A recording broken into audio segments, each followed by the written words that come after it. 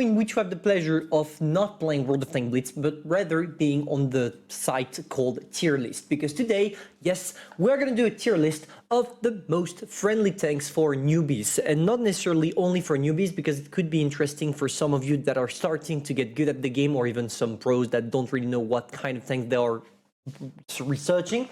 Simply because I receive plenty of DMs every day of people asking me, hey, Pantoufleee, I'm a new player and I don't necessarily know what kind of tanks I should grind for. Yeah, because during the past years, Wargaming have implemented many tier 10s, and I can understand that when you're a new player and you first arrive in this game, you're like, damn, how am I gonna sort that myself? How am I gonna know what tank is made for me?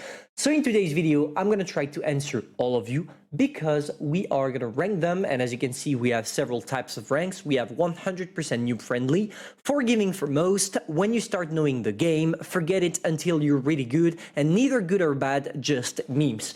By doing this, guys, I hope I'm going to help at least one or two of you. So let's not lose too much time and jump directly into it. I'm going to switch myself on the right for you to make it easier to read what's written, but also to see the tanks I'm going to pick. And we're going to do it in line. You see that we're going to start with the 50B, and this is exactly what we're going to do. So the AMX 50B, what do you need to know about this tank? This tank, definitely in the forget it until you're really good, and I'm going to explain to you briefly why. The AMX 50B has an auto-loader mechanism, which implies that you already need to be aware of the auto-loading mechanism first and make it challenging for you before you get to that tank. And on top of that, it has a really weak armor, because you can't bounce with your turret and you can't bounce with your hull. You need to know how to use mobility, and this is something that is a privilege for only pro or good players, or people that already have some knowledge about World of Tanks Blitz.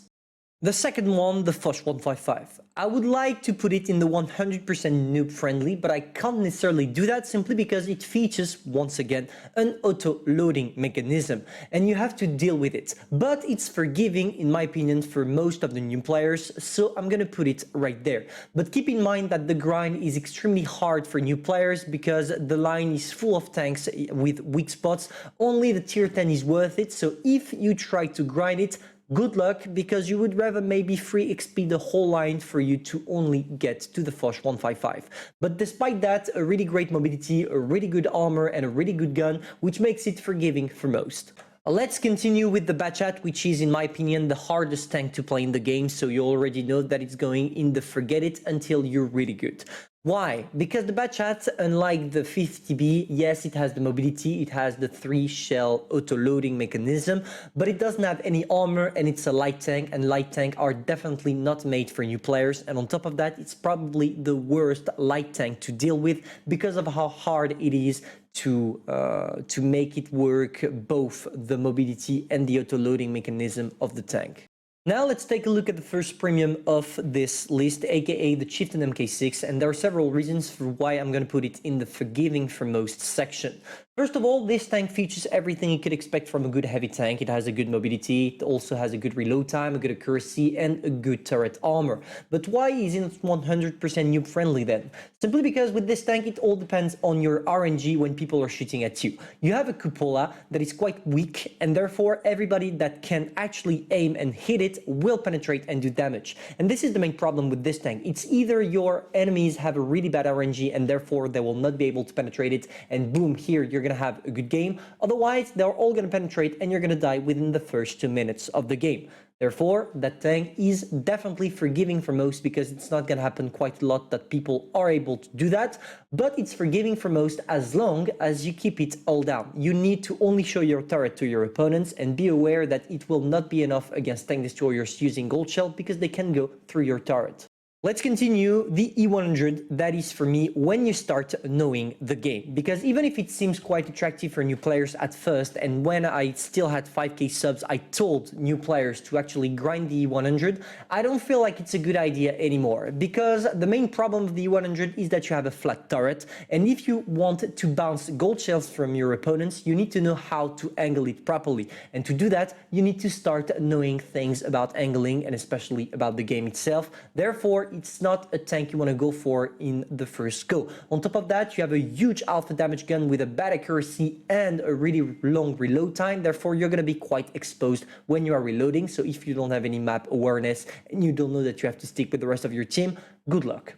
Now we continue with the E50N. That is, for me, after the 8.2 update, so after its buff on the turret, but also the buff on the reload time, for me, when you start knowing the game still.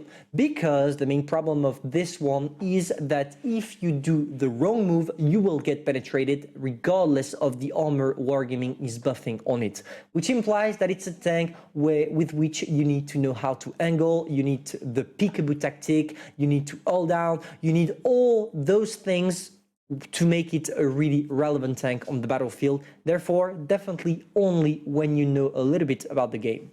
The AMX-30V, you forget about it until you are really good because of its huge cupola on the turret, which makes the tank relevant only when you're a good player. On top of that, it doesn't have the best accuracy, doesn't have the best gun, therefore to make it work, you need to know what you're doing, so it's only for good to pro players. Heavy-183, you already know my opinion on it, neither good or bad, just memes. It's good when the RNG is with you, it's bad when the RNG is against you because of its alpha damage of 1.3k every time you shoot with hash. Therefore, not a relevant tank, but still a fun one when you play in Gravity or Uprising or things like that to one-shot your opponents.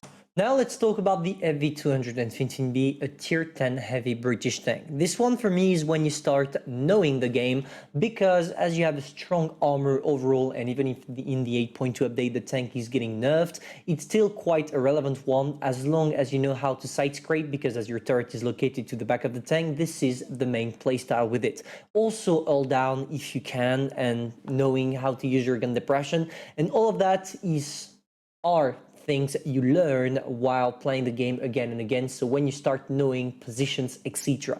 Now let's talk about the Tech 3 version of the Badger, or no, not even, let's say the big brother of the Badger from the Tech 3, aka the FV4005. This one is definitely a forget it until you're really good, because you have a glass cannon, and all glass cannon are requiring a lot of skill from the players playing it, and on top of that, an auto-loader. So definitely a tank you want to acquire only when you know what you're doing. Forget it until you are really good category because of two things. The first is the lack of armor, which implies that every time you're going to be exposed, you will take the shot and you're going to get punished for every single mistakes you make. And on top of that, the gun is a little bit special. Unlike the other tanks, when you use gold shells, you don't have a bigger penetration. Here you have a bigger alpha damage and less penetration, which implies that you really need to know what you're doing, aim at weak spots, etc. in order to make the tank work. It's a medium that lacks a bit of everything but alpha damage, therefore it's a really too specific playstyle for it to be newbie friendly. This one is definitely, in my opinion, 100% noob friendly because of two things. The first is how much armor you are carrying, both on the turret, which is kind of impenetrable, but also the upper part of the hull. With this tank, as long as you hide the lower part of your hull, you should be safe on the battlefield. And you have a really good gun because of the reload time, and even if the accuracy kind of sucks as you have to play it close range, you should be able to do quite a lot. All you have to do is pushing your tank to its limit. You stick your tank to your opponents, and if you manage to do that, well, you should be able to be a beast on the battlefield. The Grill 15 and another glass cannon, as I told you, glass cannon are going in the forget it until you are really good section, because you are going to get punished for your mistakes and you have not to do any mistakes in order to make it work. So there we go, 1P. This one is, in my opinion, 100% newbie friendly for the exact same reasons as the Super Conqueror, and I feel like it's even more newbie friendly because the lower part of the hull is even smaller and more armored. So yes, this tank is the real one if you want to have fun while being a newbie, but also pay to win, obviously. Let's keep it up with the Hori. For me, it's a forget it until you are really good, and I feel like a lot of people are not gonna understand this decision. Most of you probably put it in the when you start knowing the game section, which is not my opinion at all for two reasons. The main thing about the Hori is its penetration, yes, and yes, if you put gold shells, you can literally penetrate everything, but that's not the point of the Hori. The Hori is all about the mobility, but also the armor, as long as you know what you're doing. But angling that that tank is not something a newbie that just learned a little bit about angling could do. No, it requires years and years and thousands of battles to understand how properly angling that tank, wiggling, and make sure that your opponents will not penetrate you. And for this reason, I'm putting it in this category. Let's continue with the IS-4. For me, it's the first Tech 3 tank to enter the 100% noob-friendly section for multiple reasons. It has an amazing gun with amazing statistics on pretty much everything, a really good mobility, and finally, an amazing armor. And this is why, in my opinion, the IS-4 is the #1 tank you should grind if you just started the game. So yes, go for it, guys, because it's truly a masterpiece. Let's continue with the IS-7, the IS-4 brother, and here I'm going to put it in the 100% newbie-friendly section, or forgiving for most. It could be, it's an in-between. Let's say that I would like to put it here, but if I have to choose, I'm going to put it in the 100 noob-friendly section. Why? Because that tank, same as the IS-4, has a good armor profile. It's already angled, so you don't need to do anything, and you don't need to know much about angling for it to work. And on top of that, the turret is extremely strong, and if you put it in all down, you should be safe. The only thing you need to do, same as the IS-4, is hiding the lower part of the hull and you're set up to do good games. The Yak Panzer E100. For me, it's neither good or bad, or I should say it's really bad, but it's only my opinion. But I'm going to put it in the just for memes section because that's a tank destroyer with which you can't do too much. You could also put it in the when you start knowing the game section, but to be fair, I feel like that tank is only used for you to have some fun, to meme around, and that's it. It's just plain boring to play, and even if it has quite a lot of armor, as everyone is shooting gold shell at you, it's gonna make it not relevant enough. So yeah, just in the meme section for the alpha damage using HE. Let's keep it up with the Leopard 1, one of the hardest mediums to master. Definitely in the forget it until you are really good, because you need to know how to deal with a medium that has an impressive gun but really bad armor and extremely good mobility. So yeah, when you have a good gun, a good mobility, and no armor, it automatically goes in the forget it until you are really good, because you're gonna get punished for every single mistakes you make. M48 patent, I would have put it in the when you start knowing the game, but as nowadays it's gonna get buffed, I feel like it deserves to be in the forgiving for most, because it's gonna be an impressive medium to play with. It's gonna be a really good one. All you have to do is hiding the lower part of your hull and only show your 10 degrees of gun depression and your territorial opponents and your setup. But wait for the 8.2 update for you to grind it, because nowadays in the current meta, it's not the best. And as the M60 is a copy-paste of it, but the premium version, I'm also gonna put it in the forgiving for most. Now the mouse, same as the previous one. You forget about it until you are really good, because you definitely know how to angle, and even better than the E100, because at least with the E100 people can't penetrate your turret cheeks using regular shells, but with the mouse it's possible if they are using calibrated. Therefore, it's a tank you want to acquire only when you know what you're doing. On top of that, you have one of the slowest tanks in the game, and you're always the target for many of tank destroyers, because everybody likes to shoot at a mouse. So if you don't know how to properly angle, this is not a good tank to go with. So yeah, for pros. Let's continue with two tanks, aka the Object 140 and the T62A. When it comes to the Object 140, the problem with it is that you don't have enough turret armor for me to put it everywhere else. Then forget it until you are really good, because you need to know what you're doing.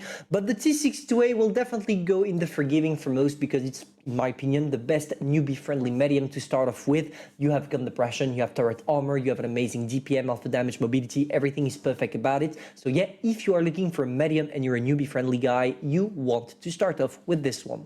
Let's keep going with the Object 263. After the 8.2 update, this thing is going to be a beast on the battlefield, so I'm going to put it in the when you start knowing the game category because of its gun depression. It lacks quite a lot of gun depression. I think it's around 3 degrees, and trust me, it's something that will be problematic when you're new to the game. You don't really know where to place yourself. But when you will start knowing the game, knowing the position with which you don't need much gun depression, you should be able to make it work. That's why it goes in this category. Let's continue with its brother, the Object 268, that goes straight into the 100% noob friendly category, because it's already angled, you have an amazing penetration, you shouldn't struggle too much, and on top of that you have a good mobility. And as we all know, tank destroyers, and especially newbies using tank destroyers, will camp, so you have everything you need to camp with it.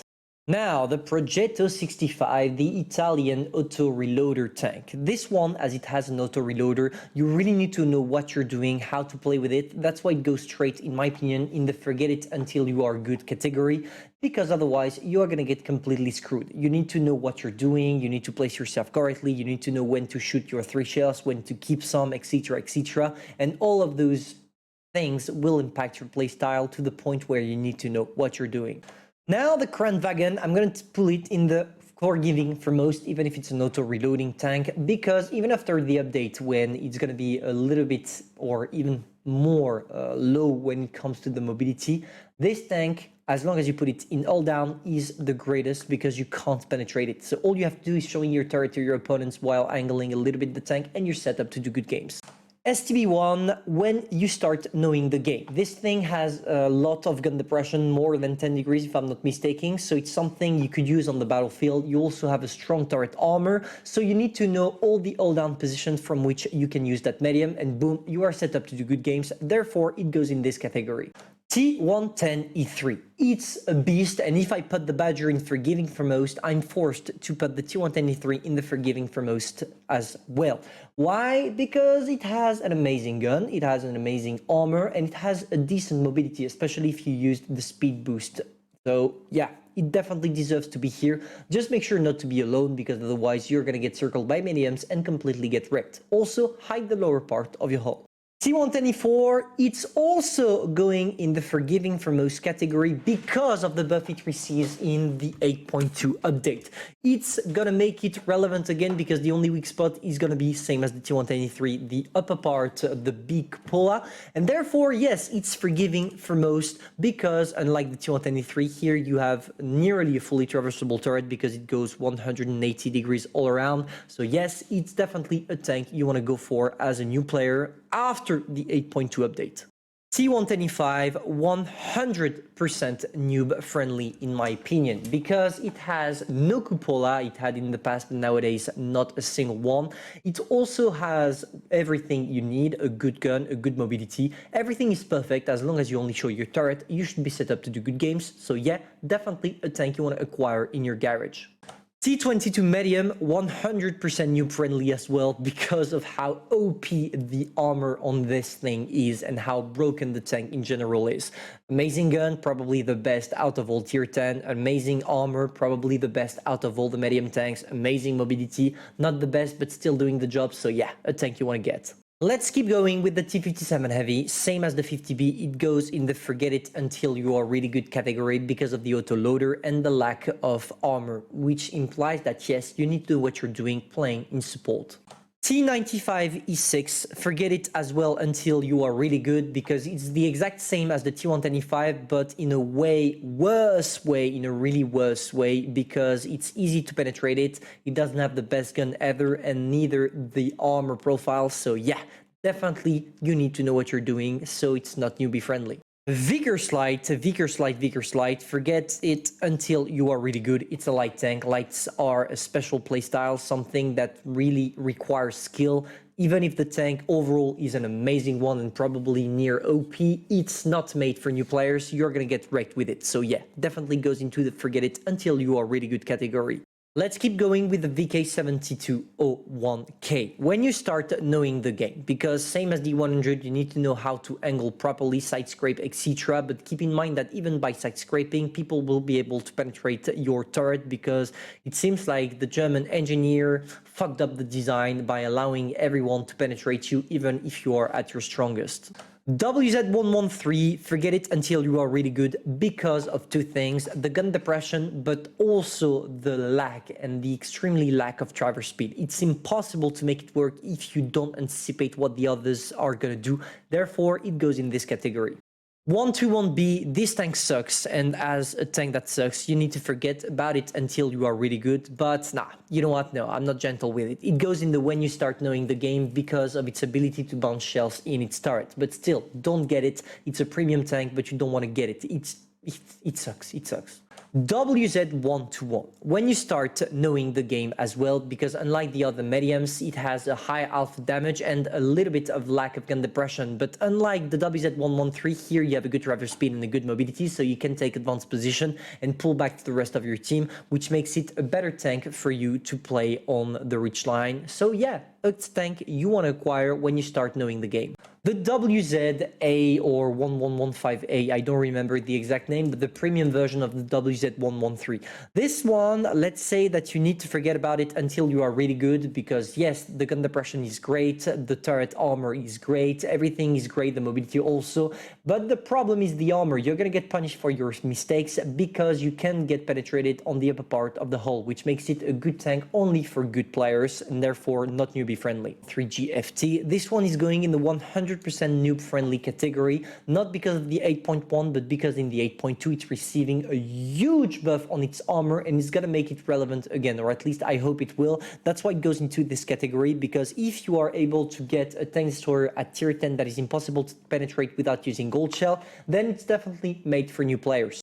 Now the Sheridan. The Sheridan goes in the forget about it until you are really good category, because it's a light tank, and I'm not going to explain again, light tanks require some skill.